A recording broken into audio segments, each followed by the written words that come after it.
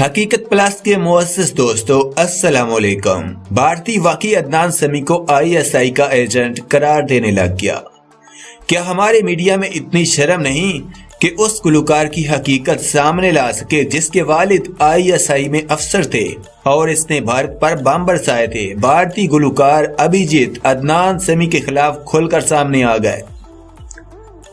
مزید ڈسکس کرنے سے پہلے آپ سے گزارش ہے چینل کو سبسکرائب کر کے بیل کے نشان کو دبا دیجیے۔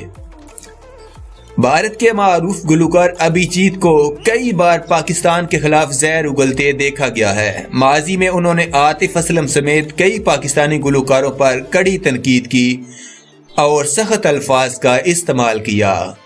تاہم حالیہ پاک بھارت کشیدگی میں ان کا ایک نیا بیان سامنے آیا ہے جس میں انہوں نے اپنے ہی ملک کی شہریت رکھنے والے عدنان سمیع پر تنقید کی ہے۔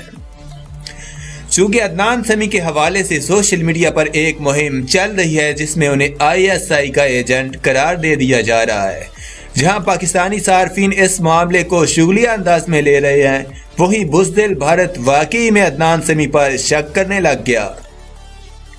اسی حوالے سے گفتگو کرتے ہوئے ابھیجیت کا کہنا تھا کہ ہمارے یہاں فلم انڈسٹری میں ایک ایسا بھی گلوکار ہے جس کے والد ISI میں تھے اور ان کے والد نے بھارت پر حملہ کیا تھا۔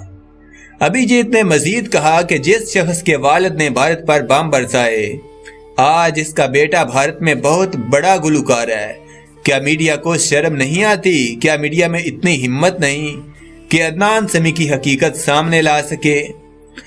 واضح رہے عدنان سمیع کو پاک بھارت کشیدگی کے دوران micro blogging website Twitter پر بھارتی فوج کی حمایت میں پیغام دینے پر پاکستانی عوام کی جانب سے شدید تنقید کا نشانہ بنایا جا رہا ہے اور انہیں پاکستان کی خفیہ ایجنسی ISI کا رکن قرار دے کر طنز کا نشانہ بنایا جا رہا ہے۔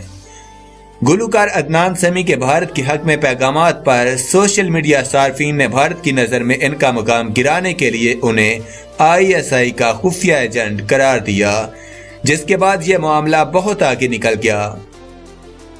سوشل میڈیا پر ایک طرف جہاں عدنان سمیع بھارت کو اپنی وفاداری ثابت کرنے میں لگے ہوئے ہیں، دوسری جانب ٹویٹر پر عدنان سمیع کے ایجنٹ ہونے کے ٹویٹس نے ان کی اس کوشش پر پانی پھیر دیا ہے۔ عدنان سمیع نے micro blogging website Twitter پر اپنے پیغام میں بھارتی فضائیہ کی پاکستان کے خلاف ناکام کارروائی کے باوجود بھارت فضائیہ کو شاباش دی اور کہا کہ نریندر مودی کی قوم کی طاقت آپ کے ساتھ ہے۔